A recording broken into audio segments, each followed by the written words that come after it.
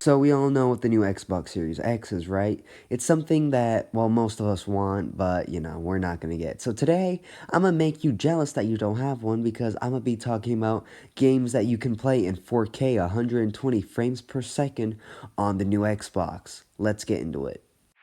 First of all, we got Battlefield 2042, and not just, the new Battlefield, every other Battlefield, 1, 2, 3, 4, 5, and, well, obviously, Battlefield 2042.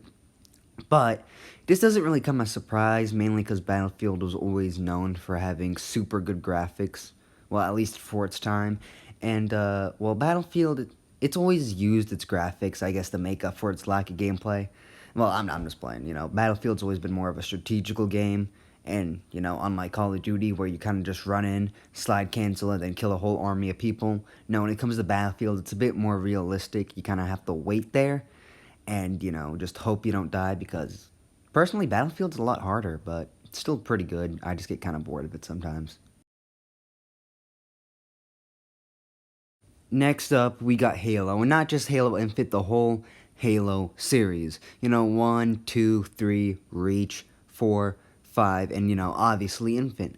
But I'm not really surprised, it's an Xbox exclusive, and it's probably one of the main reasons why a lot of people play Xbox next to, Game Pass. And there's actually a lot of Game Pass games on this list, which is, obviously very cool because I'm talking about the Xbox, and, most people that have Xbox have Game Pass because that's kind of the main thing that's keeping Xbox in business because they're the only company out there that can actually afford to do this. People like Sony and Nintendo, they can't afford to do this because they need to get the $60 out of each game. But Xbox can afford to do something like this.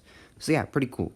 But anyways, next on this list, it's everybody's favorite Christian game, Doom Eternal. I mean, this game came out in, like, what, 2020? This video was made in 2022.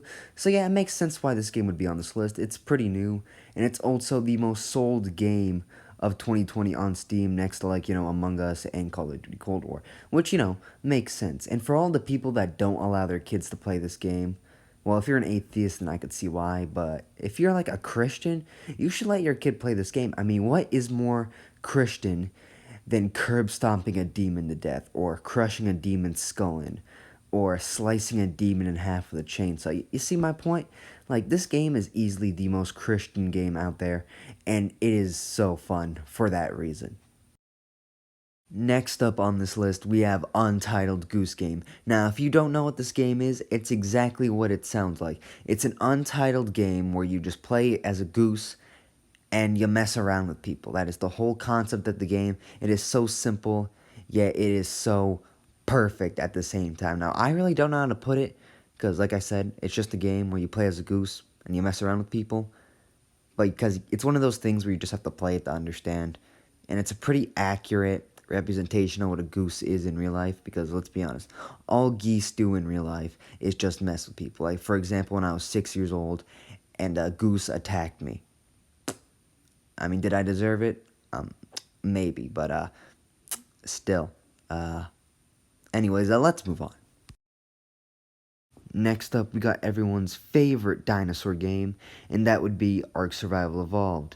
Now, this game has came a very long way since it first came out, and I say this because when it came out in 2015, the people that made it had no idea what they were really doing. I mean, it was basically kind of just like a map, like this island, and then, you kind of just tame dinosaurs and do whatever. It wasn't until like a year later they actually made a story, and now the game's in 4K, and it actually is a really good game. The only bad thing about it is that it's extremely stressful. Like, unreasonably, stupidly stressful.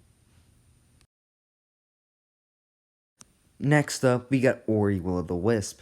And when I first heard this game was going to be on 4K on Xbox, I was a bit surprised because, most of the games that are 4K are mostly like, first person shooters and stuff like that. But now that I think about it, I mean, just look at it. The game is very beautiful, and it definitely deserves to be in 4K, and I have played it before. I played it like a couple times. It is definitely a very good game. It's a very just like calm and mellow game. I mean, it can be a bit tricky at sometimes, but for the most part, it is just a very like chill and laid back game. And it is definitely very fun. I would definitely recommend it. So if you can get it, please do. Next up, now this shouldn't really come as a surprise to anyone, we got Forza Horizon 5. I mean, just look at the game. It looks really good, doesn't it? Yeah, and this game also did come out in, I believe, 2021. So it makes sense that the game is in 4K 120 frames per second. Because, like, I mean, just look at the graphics. It's definitely one of the most beautiful games I've ever played. And it really does show that New Mexico can actually be pretty beautiful because that's where the game takes place, if you didn't know. But yeah, really good views, really good stuff. It's a really fun game in general. Some people find it boring, but personally, I find it to be a really good game.